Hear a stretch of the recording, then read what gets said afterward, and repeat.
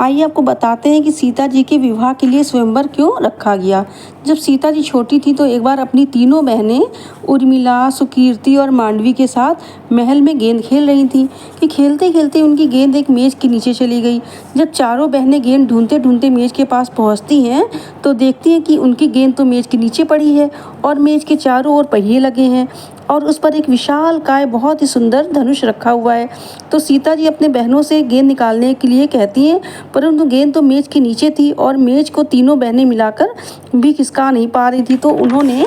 सीता माँ से कहा कि दीदी ये मेज़ तो बहुत ही भारी है और इसके ऊपर विशालकाय धनुष रखने से ये और भी भारी हो गई है, जरा तुम भी हाथ लगाओ तो शायद ये खिसके। तो सीता माँ मेज के पास आती हैं और धनुष की सुंदरता देखते ही रह जाती हैं और उत्सुकता से धनुष को छूने लगती हैं और छूते छूते ही अचानक धनुष को उठा लेती हैं, जिससे पूरे महल में टंकार की आवाज़ गूंजने लगती है और सीता जी के पिता राजा जनक और उनकी माँ महल में दौड़े दौड़े चले आते हैं और वहाँ का दृश्य देखकर उनकी आंखें खुली की खुली रह जाती हैं कि शिव जी का महान धनुष जिसे कोई हिला भी नहीं सकता है, उसे सीता ने फूल की तरह उठा लिया और आंखें उनकी खुली की खुली रह गईं। तभी से राजा जनक ने निश्चय कर लिया कि जो भी इस शिव धनुष को उठा लेगा उसी से उनकी पुत्री का सीता का विवाह होगा।